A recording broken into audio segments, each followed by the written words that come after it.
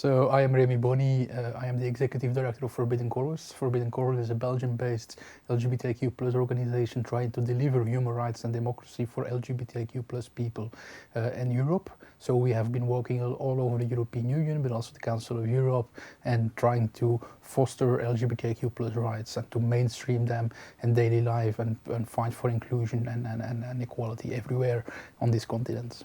So Stonewall basically is a little gay bar that was originally run by the Italian mafia in New York.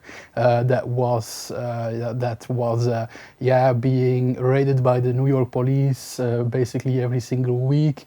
And at some point there was basically a tipping point, a boiling point, where LGBTQ plus people, after being raided by the police for the 50th time, they were like, we don't want this anymore. We're going to march against this. And basically when the police raided the bar at one summer night in June 1969, LGBTQ plus people started to fight back against the police, and this led to a 3-day long standoff between the police, the New York police, and LGBTQ plus people, visitors of the Stonewall bar, this led not only to like a riot and some kind of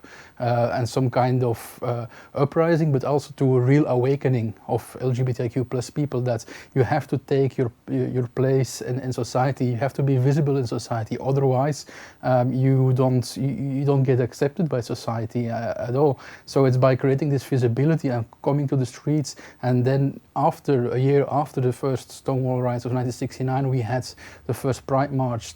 For the first time ever, thousands of people were taking the streets anywhere in the world and New York to demand equal rights for LGBTQ plus people. And that was really the start of everything, of today's queer movements, and that we see everywhere emerging in the Western world. The year after Stonewall, we had the first prides taking place in New York, and the rest is history.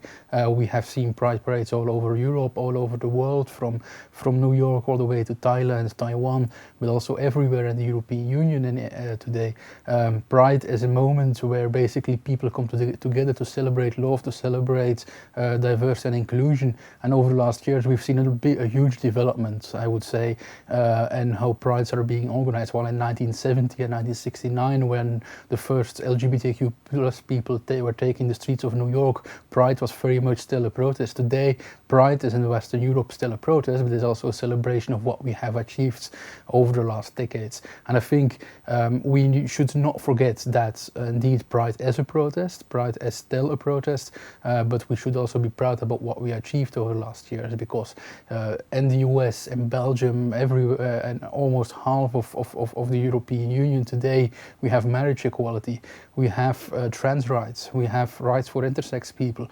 And yes, there is still a lot of work to do, but the fight, but in just 50 years, basically, we have achieved a lot already.